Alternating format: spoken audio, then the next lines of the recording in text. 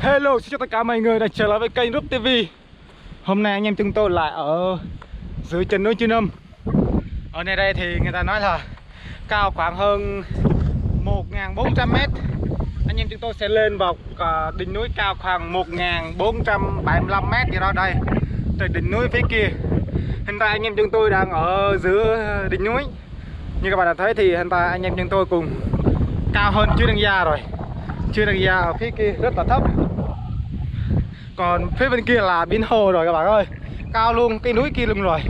Đó, phía bên này là anh em chúng tôi, là con đường anh em chúng tôi sẽ đi lên. Đây, đó, về phía bên kia đó là đỉnh núi mà vẫn còn thấp thôi. Anh em chúng tôi sẽ băng qua phía kia, đi lên tới đỉnh phía kia. Tới đó rồi Rub sẽ quay cho các bạn xem. Hôm này thì thấy cái gì nó đào cái trong cây tre này. Đây này, nó này. Đây này, đấy, đang ấp trứng này kìa. Đấy, rất là đẹp trai luôn nè. Đẹp trai lại chó à. Đây là cóc tre nha.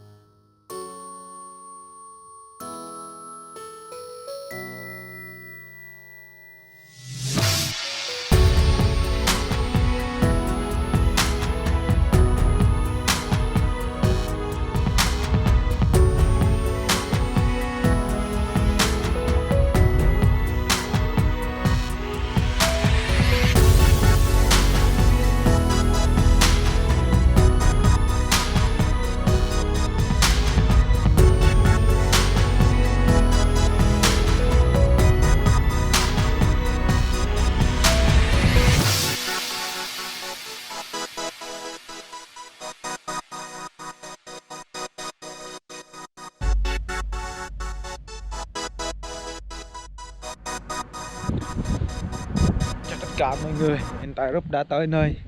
Hiện tại Rub đang ở đỉnh núi rất là cao. Ở đây thì cao nhất nhì ở Gia Lai và đẹp nhất nhì Việt Nam. Đây, đó, đây là một đỉnh núi đây, phải đỉnh núi mà đỉnh tảng đá. Đây, hiện tại Rub đang ở dưới này thôi, xíu nữa Rub sẽ lên bên kia. Giờ thì Rub sẽ quay cho các bạn xem thử nha. Đây, đó, đây là làng xóa núi lửa Chư Đăng Gia, làng Yagri, tới trên kia là làng Char, đừng là làng Char.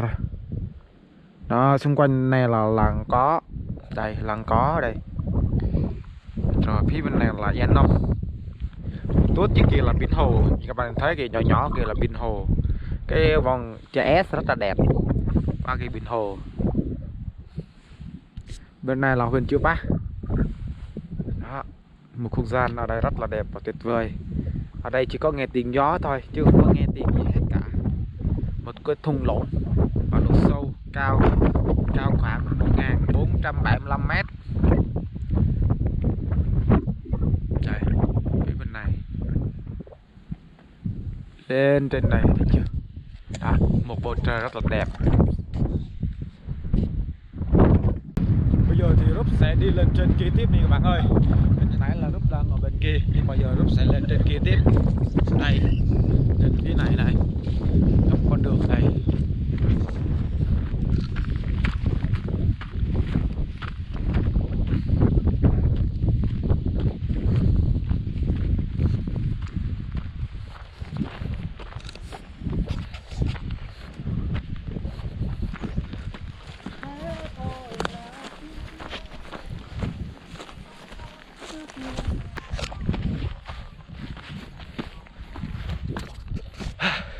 Bây giờ thì rất là mệt. Rúp đã tới đỉnh núi và mốc độ cao của đỉnh núi này là bao nhiêu thì anh em chúng ta sẽ lên đây và xem thử mốc độ cao là bao nhiêu. Đây.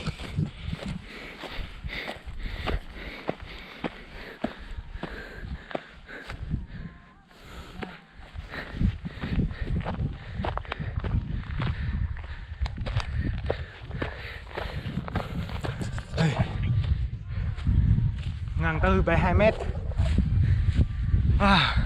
Đây các bạn ơi, đây là mốc độ cao của nó đây. Vietnam Chest Việt Choi Chi Năm 1472 mét. Độ cao 1472 mét. Hiện tại Rúp đang ở độ cao đó. Đây. Thấy chưa?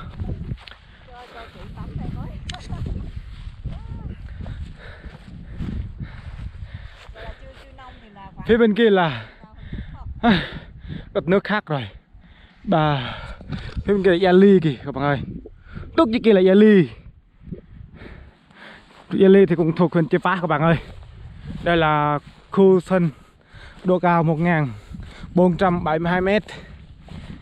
Đây là một cái lá cờ Tổ quốc Việt Nam. Khu vực này là khu vực của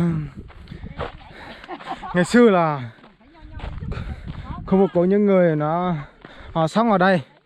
Thời lúc chiến tranh là rất nhiều người đồng bào dân tộc Thượng họ đã sinh sống ở đây.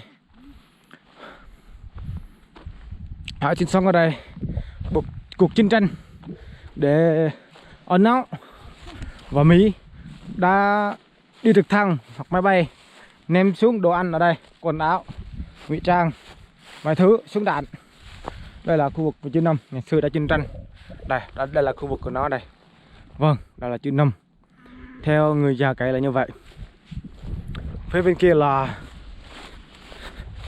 phía bên này là thuốc kia là cũng rất là sâu, độ cao rất là hiếm ở Gia Lai. Đây cũng là một đỉnh núi mà gọi là nhất nhì, cao nhất nhì ở Gia Lai. Còn khu vực Tây Nguyên thì rất không biết, nhưng mà ở khu vực Gia Lai chắc đây là cao nhất rồi. Có những con đường đi lên cũng rất là dốc phía bên kia. Vâng, đó là trước kia là buôn làng của tôi. Quay xuống này là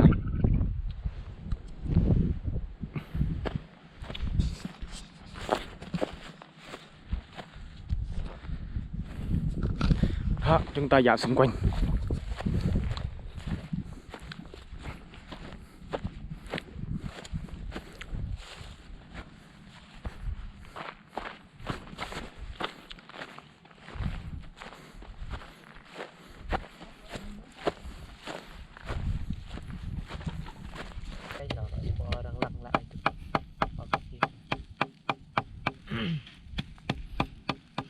Hello mọi người, hôm nay đã quay trở lại với kênh của mình. Hôm nay anh em chúng tôi sẽ làm đi lên núi, ăn cơm buổi trưa nha các bạn.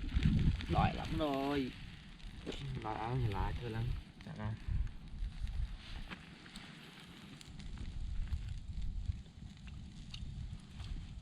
chua chua cay cay ngọt ngọt.